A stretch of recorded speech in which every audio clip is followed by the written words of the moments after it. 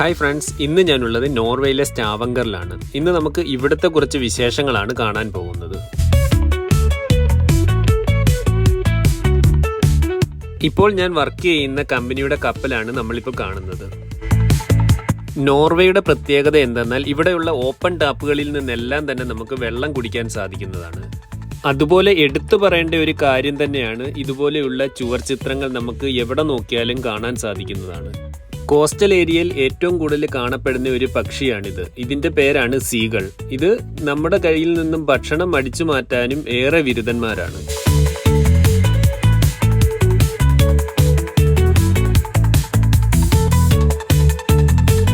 നോർവേയിൽ എന്നെ ഏറ്റവും കൂടുതൽ ആകർഷിക്കുന്നത് അവിടുത്തെ ക്ലൈമറ്റും അതുപോലെ തന്നെ അവിടെയുള്ള ഓരോ ബിൽഡിങ്ങുമാണ്. ആ ബിൽഡിങ്ങുകളുടെ കൺസ്ട്രക്ഷൻ തന്നെ വളരെ മനോഹരമായിട്ടാണ് അവർ നിർവഹിച്ചേക്കുന്നത്. വഴിയിൽ കണ്ടതാണ്, നോർവേയിലെ തന്നെ ഉള്ള ഒരു ചർച്ചാണത്. എൻ്റെ എല്ലാ വീഡിയോസിലും ചർച്ചിൻ്റെ ഇൻസൈഡും ഔട്ട്സൈഡും എല്ലാം ഉള്ളതിനാൽ ഞാൻ ഈ ഒരു ചർച്ചിൻ്റെ അകത്തോട്ട് കയറിയില്ല.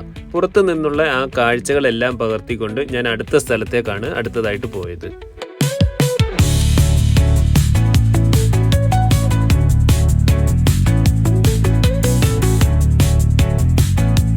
ചിറകുള്ള ദേവതയായ ലമാസുവിൻ്റെ ഒരു ശില്പം ഈ ഒരു പള്ളിയോട് ചേർന്ന് തന്നെ നമുക്കവിടെ കാണാൻ സാധിക്കുന്നുണ്ട്.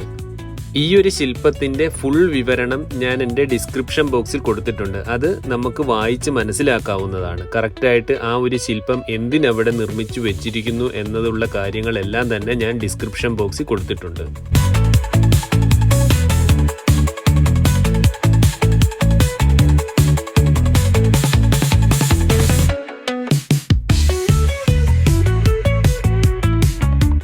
അഡ്മിറൽ കോർണേലിയൽ ക്രൂയിസ് എന്ന ഒരു നാവികസേനാ ഉദ്യോഗസ്ഥന്റെ പ്രതിമ അവിടെ അനാവരണം ചെയ്തതായിട്ട് കണ്ടു.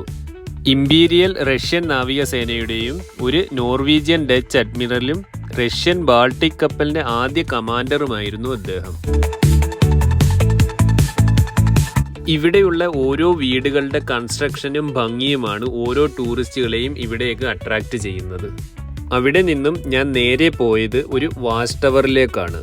ഇവിടെ നിന്ന് നോക്കിയാൽ ആ ഒരു സിറ്റി ഫുള്ളായിട്ട് കാണാൻ പറ്റുന്ന ഒരു ഹിൽ ടോപ്പ് എന്ന് വേണമെങ്കിലും നമുക്കിതിനെ പറയാം.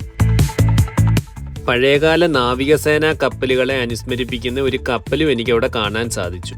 ഇവിടെ തന്നെ എന്നെ വിസ്മയിപ്പിച്ച ഒരു കാര്യങ്ങളിലൊന്നാണ് ഒറ്റമരത്തടിയിൽ നിർമ്മിച്ച ഈ ഒരു മുതലയും അതിനോട് ചേർന്ന് തന്നെ നിൽക്കുന്ന ഒരു മൂങ്ങയുടെ ശില്പവും. ഈ ഒരു ഒറ്റമരത്തടിയിൽ തീർത്ത വിസ്മയങ്ങൾ ഞാൻ എൻ്റെ ഷോർട്ട് വീഡിയോസിൽ അപ്ലോഡ് ചെയ്തിട്ടുണ്ട്. അത് കണ്ടിട്ട് അഭിപ്രായങ്ങൾ രേഖപ്പെടുത്താവുന്നതാണ്.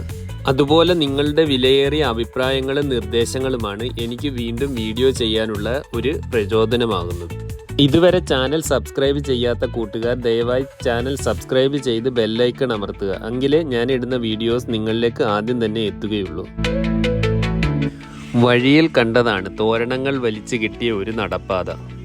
എന്തോ ഫെസ്റ്റിവൽസിന് വേണ്ടി കെട്ടിയിട്ടുള്ളതാണെന്ന് തോന്നുന്നു. അടുത്ത രാജ്യത്തിൻ്റെ വിശേഷങ്ങളുമായി നെക്സ്റ്റ് വീഡിയോയിൽ കാണാം. അതുവരേക്കും സൈനിങ് ഓഫ് യുവർ ബിനു.